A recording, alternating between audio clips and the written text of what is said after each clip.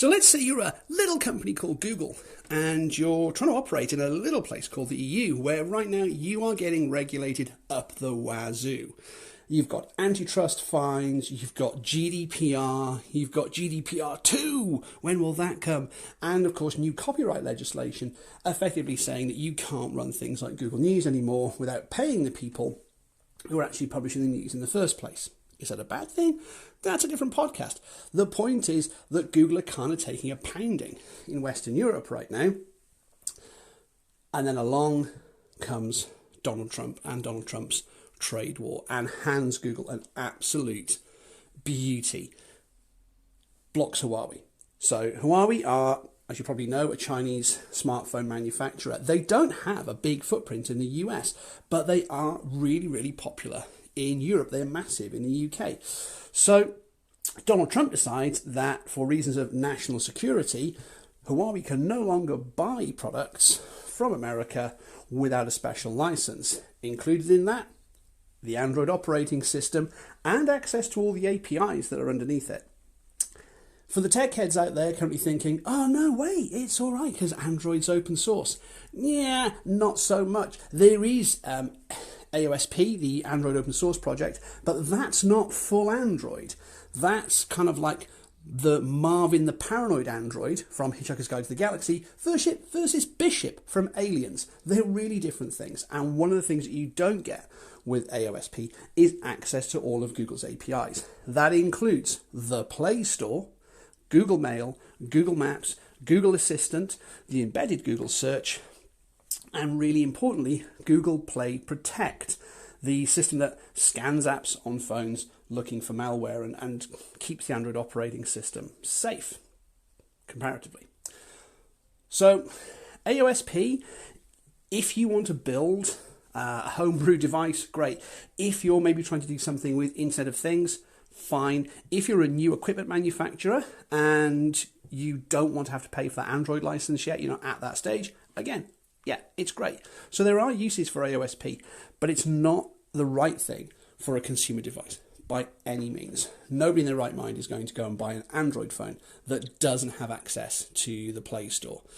Can it be sideloaded? Yes, probably if you're nerdy enough, but Google don't want that to happen, and it's always going to get, engineered out of the product again at a later point in time. So is this the death of Huawei?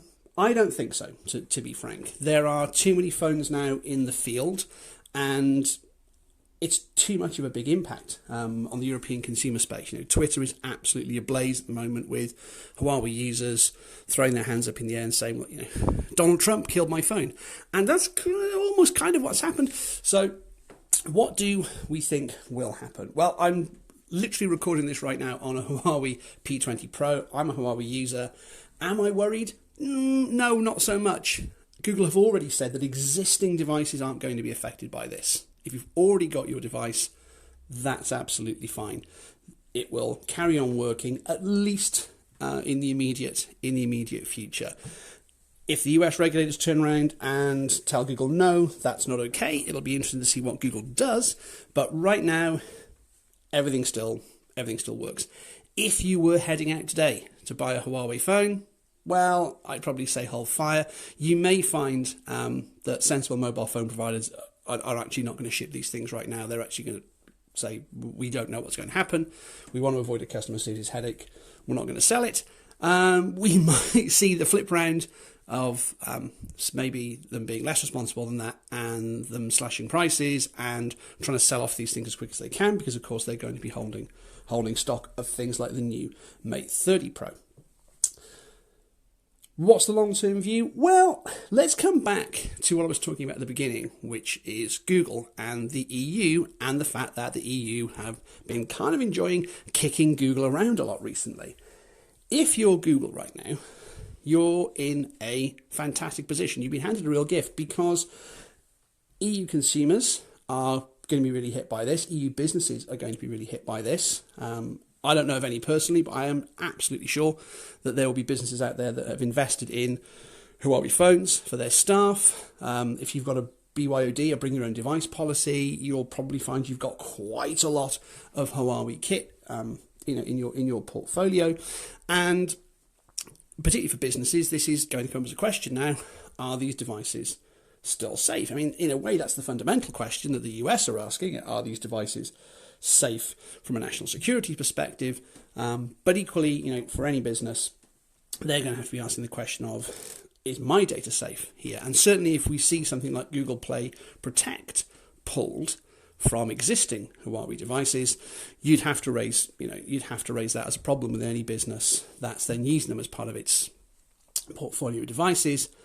Is your data still safe? If you have a data breach, are the ICO going to have a look at this and say, well, sorry guys, but you're using phones with no malware protection. That's not sufficient. Here's your fine. Who knows? None of that's tested. Nobody knows, what would happen there. It's uncharted territory. What I think will happen is it will all get resolved pretty quick. I think it's kind of a flash in the pan. Huawei are colossal in terms of China. They're hugely important for them. They're a massive success story. They won't want that to fail.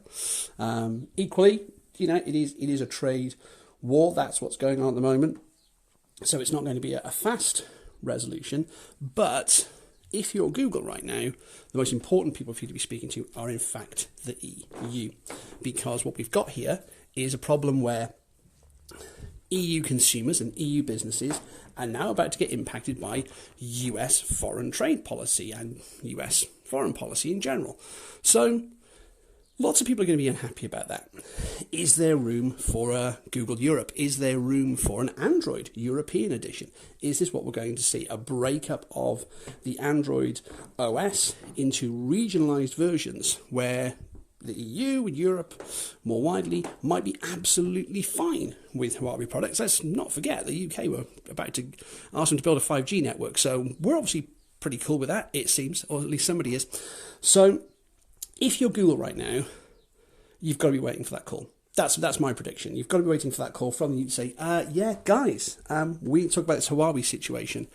And considering this is maybe kind of like, the school bully suddenly needing some help, it'll be interesting to see how Google responds to that and what concessions they look for in creating an EU-centric operation to support the EU businesses. That's just my prediction, but it'll be interesting to see what happens over the next few weeks and months with Huawei, the US, the EU, and indeed my own phone, which I do hope continues to work.